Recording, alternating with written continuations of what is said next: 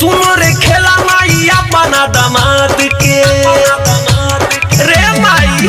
हाय रोजो निकला जाला झोरा झुरी लाद के सुन रे खेला माई अपना दामाद के पहले बतंग बड़ी मरकी लगावाना हर माई रे जमाई तोरा बेचेला फुलावाना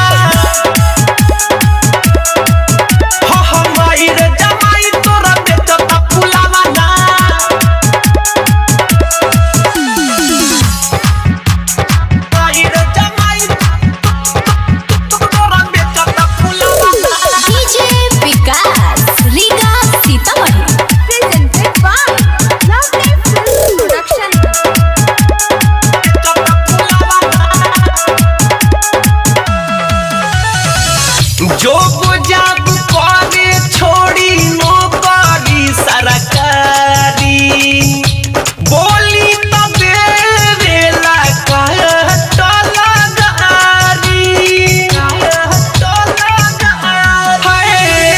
जो जाब करे छोड़ी नौकरी सरकारी बोली तो देवेला बुझेला हमारा नामा नामा के भावना हर माई रे जमाई तोरा बेटा सब फुलावाना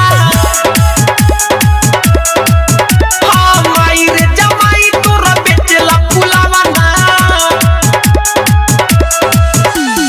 डीजे विकास रीगा सीतामढ़ी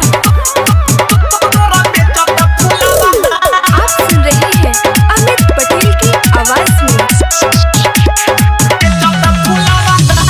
बेर बेर हमारा के करे परेशान रे कोई हाली कोई लसपान के दुकान रे बड़ अति कइले बा बेरी बेरी हमारा के करे परेशान रे कोई हाली कोई लसपान के दुकान रे खाए के रोटी बना जोरे के बलावाना हर माई रे जमाई तोरा बेचेला फुलावाना हाँ माई रे जमाई तोरा बेचता फुलावाना हाय रोजो निकला जाला झोरा झुरी लाद के सुन रे खेला माई अपना दामाद के पहले बतंग बड़ी मरकी लगावाना हर माई रे जमाई तोरा बेचेला फुलावाना